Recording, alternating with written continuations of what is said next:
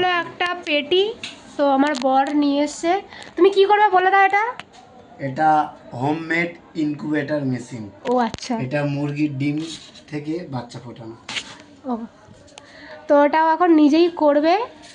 তো ইউটিউব ঘেটে যদি এটা সাকসেসফুল হয় তো তোমাদেরকে দেখাবো। এটা প্রথম পদ্ধতি চলছে। এটা হলো কাঠের গুঁড়ো, তুষ লাগতো, কিন্তু কলকাতায় তো কাঠের গুঁড়ো নেই, এই কাঠের গুঁড়ো নেই বলছি, সরি, তুষ নেই, তাই জন্য কাঠের গুঁড়ো দিয়ে করা হচ্ছে।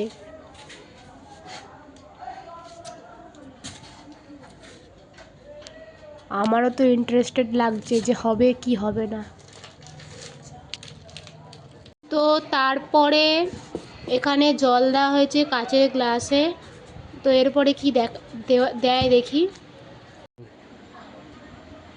ও, এখন পেন দিয়ে দাগ দেওয়া হচ্ছে, কি প্রত্যেক দিন নাকি ঘুরিয়ে দিতে হবে, আমি তো জানি না।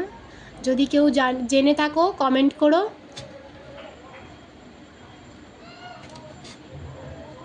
তো এরপরে কি হয় দেখা যাক।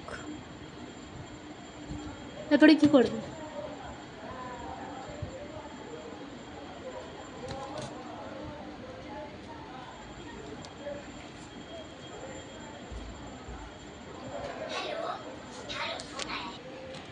এই যে লাইট জ্বালানো হয়ে গেছে, তো তোমাদেরকে আমি 21 দিন পরে দেখাবো যে ডিম থেকে বাচ্চা ফোটে কি না, ঠিক আছে।